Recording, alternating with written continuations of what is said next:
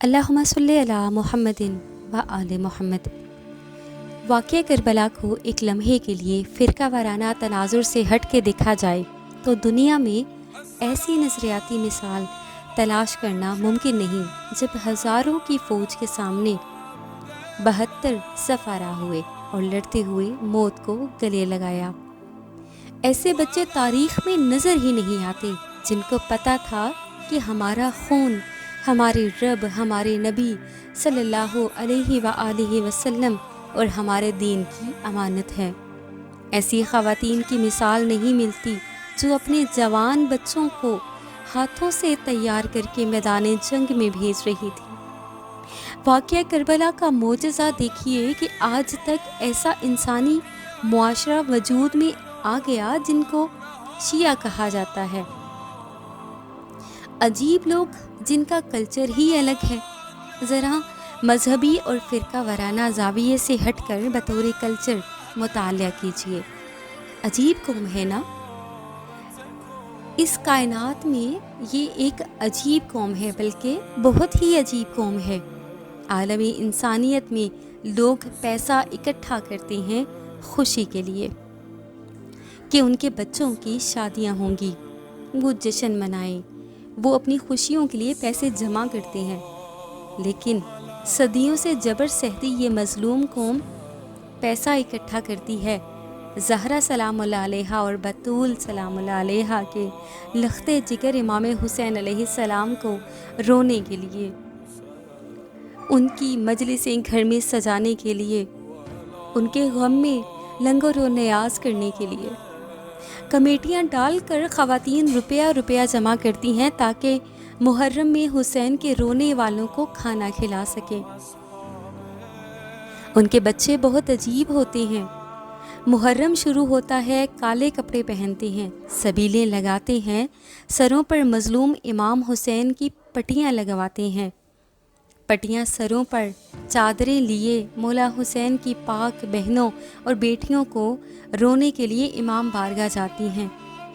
یہ سب کام محرم میں ہوتے ہیں، لیکن میں نے چند واقعات ایسے بھی سنے ہیں کہ بے اختیار چیخیں نکل جاتی ہیں۔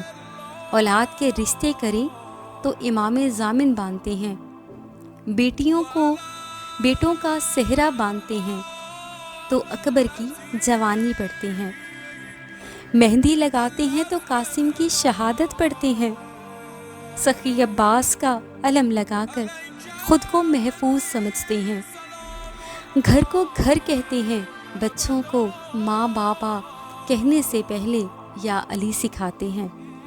ان کے بچے بولنا بعد میں سیکھتے ہیں، لیکن یا حسین پہلے سیکھتے ہیں۔ صدیوں کا جبر سہتی پروپوگنڈوں کو برداشت کرتی یہ رونے والی قوم بس روئے جا رہی ہے۔ صرف محرم نہیں بلکہ محرم کے علاوہ بھی ان کی زندگیاں کربلا اور علی کے گرد گھومتی ہیں۔ یہ قسمیں بھی اٹھاتے ہیں تو کہتے ہیں پاک حسین دی قسم، سخی عباس دی قسم۔ کوئی سنگین مسئلہ ہو تو کہتے ہیں علم عباس کے نیچے قسم اٹھا کے دو۔ ناراض ہوں تو کہتے ہیں مولا سے شکایت کروں گا۔ السلام علیکم یا علی مدد کہہ کے میلوں دور کے ایک دوسرے کے شناسہ بن جاتے ہیں۔ چولہے پر ذکر امام کرتے ہیں، ان کے بچے بچپن سے اپنے گھر اپنے لوگوں کو روتا دیکھتے ہیں۔ عموماً خوش اخلاق ہوتے ہیں، طبعاً ظریف ہوتے ہیں۔ ان کی ہاں شاعر ادیب کثرت سے پائے جاتے ہیں، ان کے خطیب نہایت عمدہ اور شاندار ہوتے ہیں۔ کچھ واقعات ایسے ہیں جن کی چھاپ جعفری معاشرے پر اس قدر گہری ہے کہ اسے الگ کرنا ناممکن ہے۔ ایک کربلا اور دوسرا شام۔ لاہور کی ایک عدالت کے جج راحت کاظمی کرسی عدالت پر تشریف فرما تھے کہ سنتری نے آواز لگائی زینب حاضر ہو۔ کاظمی صاحب روتے ہوئے کرسی چھوڑ گئے۔ مولا تب بھی ایسی ہی گرمی تھی، تب بھی ریت ایسے ہی گرم تھی جب آپ 3 دن کے بھوکے پیاسے شہید کیے گئے تھے۔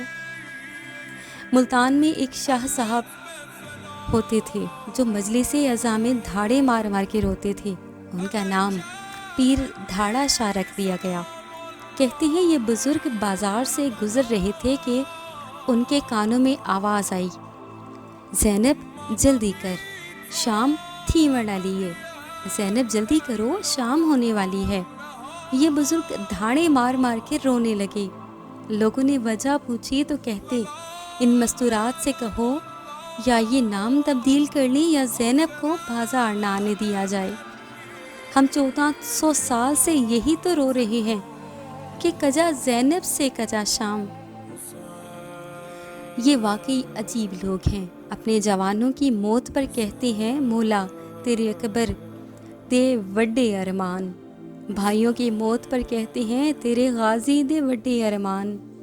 قتل ہون مارے جائیں تو جنازے لبیک یا حسین کی صداؤں میں دفن کرتے ہیں.